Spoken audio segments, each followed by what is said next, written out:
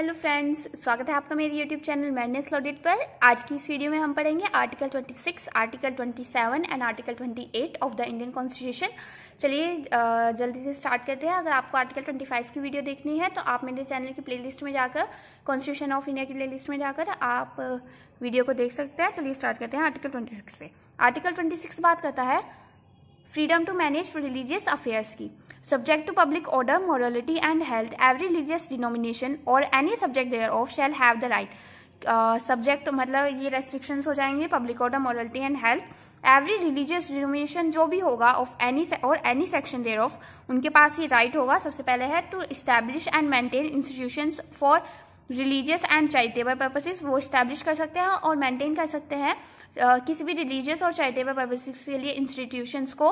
B to manage its own affairs in matter of religion, वो खुद अपने कुछ भी, अगर उनमें कुछ भी अफेयर्स होंगे अपने खुद के रिलीजन के लिए को मैनेज कर सकते हैं।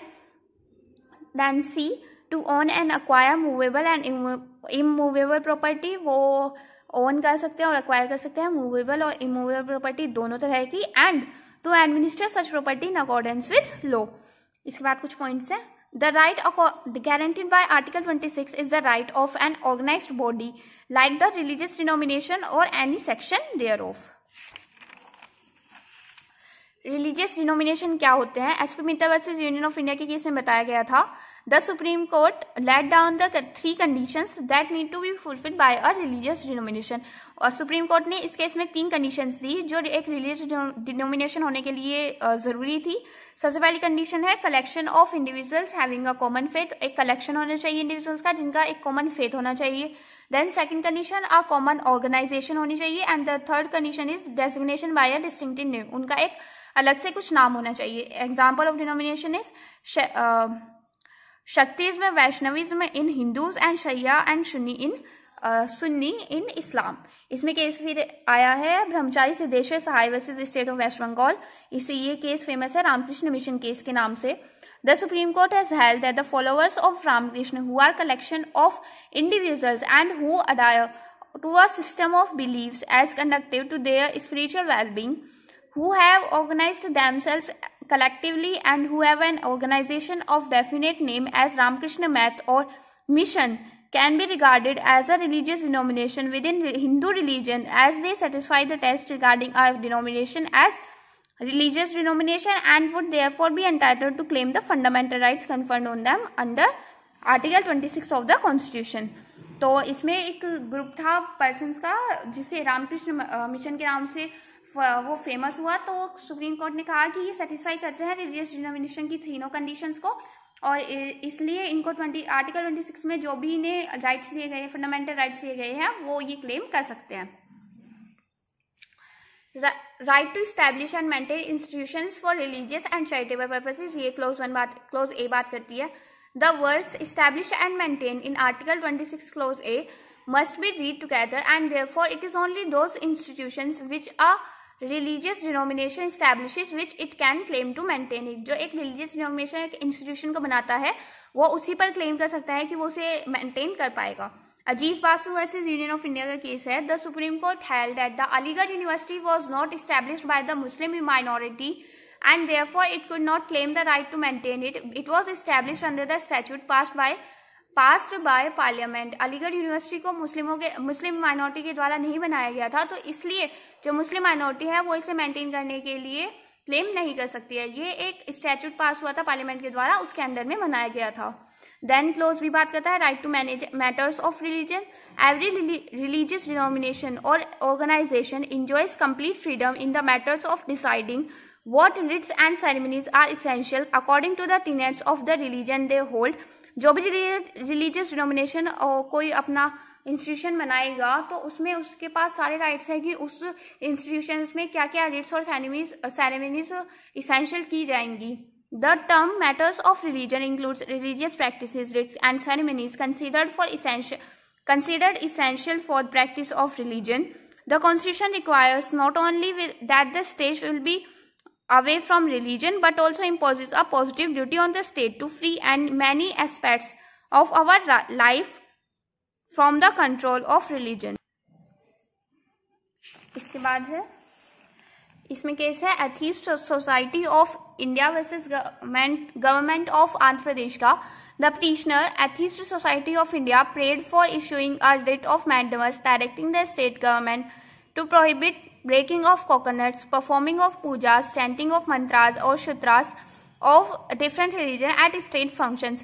यहाँ पर जो एथीस्ट सोसाइटी ऑफ इंडिया थी उन्होंने एक रिट फाइल की कि मैंडेमस जारी करे स्टेट गवर्नमेंट को के अगेंस्ट में कि वो मना करे कि कुछ भी कोकोनट को फोड़ना कुछ रिलीजन में ये जरूरी होता है कोकोनट को फोड़ना या पूजास को परफॉर्म करना, कुछ भी मंत्र पढ़ने, तो वो स्टेट मना करे उन पर।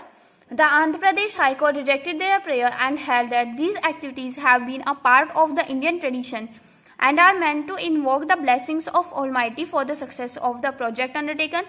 कि ये जो है ये ट्रेडिशन चल रहा आ रहा है इंडियन सोसाइटी में। There is no constitutional guarantee in the faith of the atheist who worship barren reason that there is no God।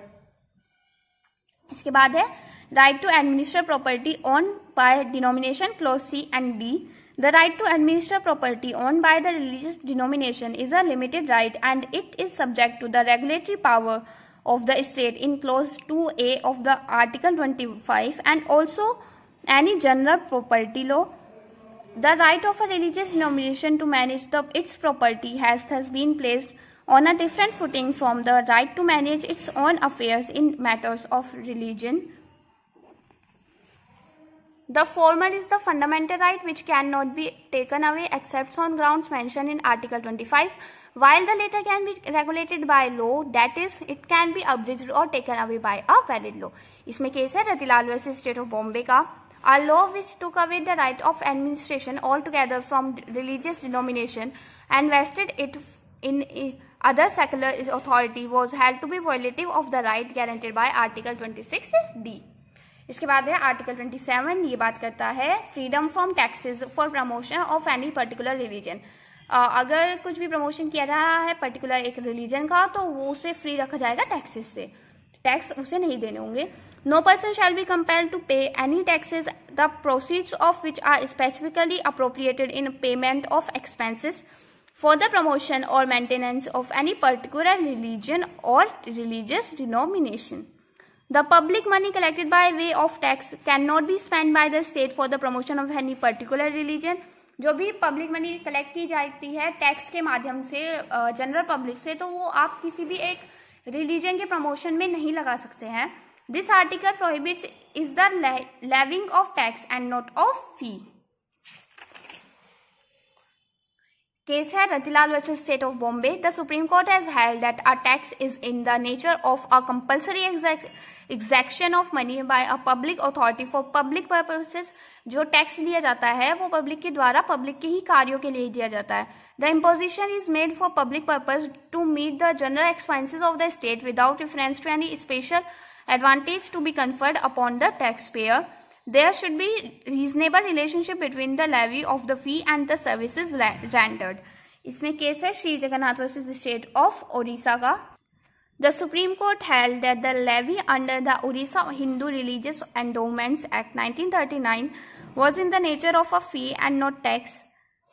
The payment was demanded only for the purpose of meeting the expenses of the commissioner and his office, which was the machinery set up for due administration of the justice affairs of the religious institutions।